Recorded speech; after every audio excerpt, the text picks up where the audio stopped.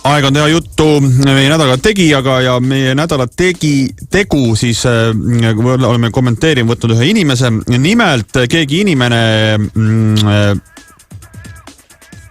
käis Apollo raamatupoes ja nägi seal väljapanekut ja kaebas ära meie võrdõiguslikkuse ja võrdse kohtlemise volinikule Mari-Liis Sepperile, et Apollo raamatupood tema väljapanek lähtub iganenud vaadetest naiste ja meeste rollidele. Nimelt pakuti Apollos raamatuid soo ja vanuse kaupa. Eraldi olid lauad isale ja pojale, emale, tütrale, vanaisale, vanaemale mõeldud raamatutega. Ja volinik Sepper uuris asja ja tõdes, et riikliku soolise võrdõiguslikkuse poliitikaga see on asi vastuolus ja et sellised soolised stereotüüpselt tuginevad raamatute väljapanek, näiteks nagu eakatel naistele soovitatakse kokaraamatuid, kinnistavad eelarvamusi mehe, naise, tüdruku, poisi rollidest ning neile sobivatest tegevustest ja huvidest. Ühesõnaga ei tohiks olla raamatud vanaemadele, raamatud lastele, laste raamatud, et seda võib ka täiskasvanud inimene osta. Ja olemegi helistanud Mari-Liis Sepperile, et natukene pärida aru, et what's going on, man. Ja tervist, Mari-Liis Sepper! Tere, jah, muidugi ma arvan, et te juba esimese asjana jällegi süvendate eelarvamusi siin, kuidas te mind tutvustasite. Korrektne, tegelikult jah, korrektne ja soolisi stereotüüpe ja nende negatiivseid mõjusid vähendav pöördumine minu poole võiks olla Mart-Liis Sepper. Et oleks nagu üks mees eesnimi, üks naise eesnimi. Täpselt niimoodi, jah. Sepper on selline universaalne pöördumine. Võitegi mulle lihtsalt Sepper, ka muidugi öelda, kui teiesugune jumakas, vabandan väljenduse pärast, ei suuda siis mõista seda, et võiks elada ka rollivabalt, ei ole vaja lahterdada kohe. Nii, Mart-Liis Sepper. Rääkige siis täpsemalt selles Apollo juhtumist, et kas selle ajakirjandus on kõik õigesti kirjutanud, et ongi niimoodi, et on lasteraamatute sektsioon, vanaemadel on mõeldud kokaraamatud, eeldades, et vanaemad peavad tegema maitsvaid roogasid lastele ja oligi selline asi täitsa, jah? Täpselt nii. No täitsa närvi jääb. Ja no see on ju täiesti lubamatu. Meil teadupärast Eesti on õigusriik, kui te olete ikka ise ka Eesti kodanik, olete? Jah.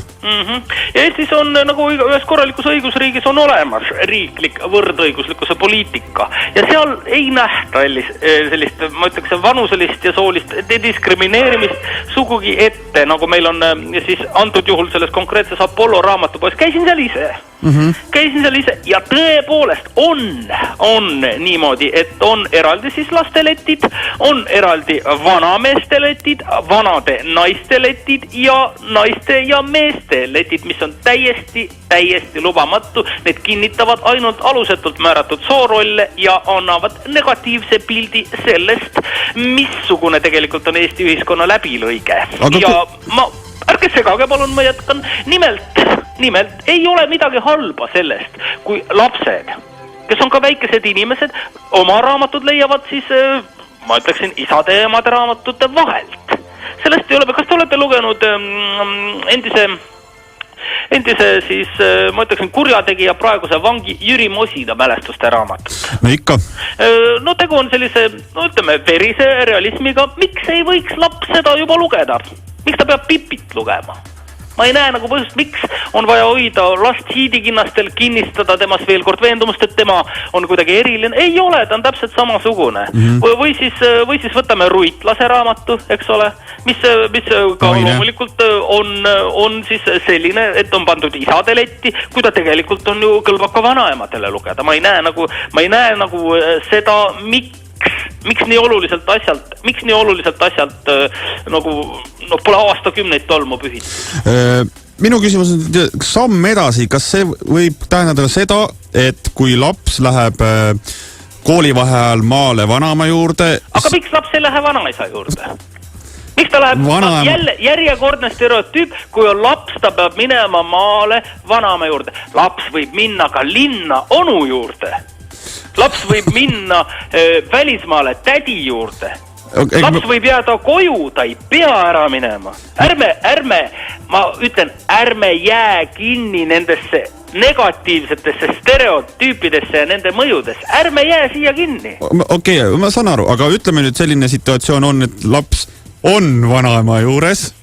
Kas vanaemal, see on samm edasi sellest raamatu asjadest, et kas vanaemal on õigus hommikul öelda lapsele ma tahan natuke magada, mine tee sina need pannkoogid valmis. Loomulikult, ega vanaema ei pea olema, ma räägin, vanaema ei pea olema kinnistunud nendesse iganenud stereotüüpidesse.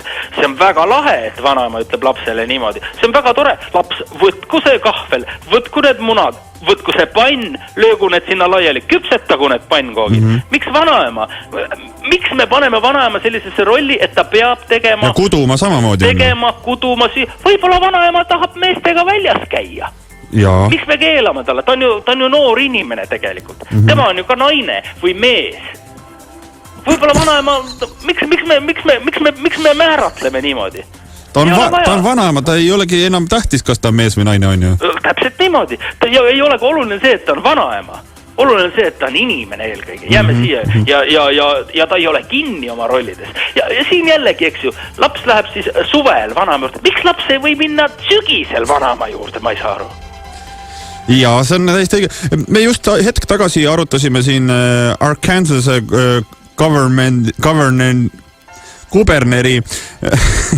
kuberneri ütlust, et kes Charlie Fuqua, kes pakkus välja, et rüblikud lapsed võib samamoodi, kui nad teevad pahandust, võib maha lasta. Väga õige, ega siin me jällegi järjekordselt oleme kinni vanades stereotüüpides, et ainult täiskasvanud inimesi võib siis surmanuhtlusega teise ilma saada. Ei, aga miks me diskrimineerime lapsi? Miks nemad, kui nad tahavad ikka on? Jah, täpselt. Kui nad tahavad paha teha, siis neil peab olema õigus ka siis olenemata oma soorollist saada eksekuteeritud. Mina ei näe siin nagu selles lähenemises mitte midagi halba. See vastupidi, see avab ühiskonda, see annab ühiskonnale võimaluse poliitiliseks diskussiooniks ja soorollidest välja tungimiseks. Väga eesrindlik lahendus, ma ütleksin. Kas te võite... Kes see tore inimene oli? Charlie Fuqua. Fuqua. Ta on naine, eks ma loodan. See ei ole tähtis ju. Seda küll, aga ikkagi see on oluline. Mees on tegelikult. See ei ole tähtis, väga õige, lähme edasi, jah? Tahtsin küsida teilt õpetuseks, viimase aja üks, suuremaid töövõite, mis teil on olnud, kus on teie vahelesegamisega midagi nagu lahenenud, kus just nagu eelkõige just soolise mõttes, et on kuidagi eelistatud, te olete vahele seganud ja olete selle asja nagu lahendanud. Oskate tuua mõne hiljutisema näite? Jah, muidugi oskan küll. Oli üks selline juhtum. Nimelt siin samas Tallinnas Sossi klubis on keskealiste tantsuõhtud, kus ma ise käin ka, just sellepärast, et seal ei diskrimineerita. Ja seal nägin siis sellist situatsiooni, kus siis üks mees, üks mühakas ei avanud naisele ust. Eks ole, lasi ukse tema nina all kinni kukkuda, ma läksin sinna, panin ta fakti ette, lihtsalt. Väga ilus. Ja panin ta fakti ette ja pärast seda oli kõik nagu korras ja uksed avanesid ja sulgusid nagu nad peavad. Ja nägite, segasin vahele, asi sai korda. Ja üks hommik muide oli ka veel selline asi, kus te ütlete, et läbi minu vahele segamise pole midagi juhtunud. Läksin uksest välja, vaatasin, viidi prügi parasjagu ära. Ja prügi, see äraviia mees jättis värava lahti. Ma ütlesin, hei, noor mees või naine, kes te seal olete, pange see uks kinni. Pani ukse kinni kohe. Aha. Ärge öelge, et midagi ei juhtu minu vahele segamisega. Juhtub küll iga päev ja iga öö. Mina võitlen selle vastu, et eelarvamused süveneksid. Mina võitlen selle vastu, et Eestis oleks eesrindlik sooline võrdõiguslikkuse poliitika ning et soolised stereotüübid ei mõjutaks negatiivselt Eesti inimesi. Ja täitsa lõpetuseks küsiks veel seda, et kuidas te kaarte mängite? Kas kuningas on tugevam kui emand? Häbematu inimene. Ja ta ei saa mitte millestki aru.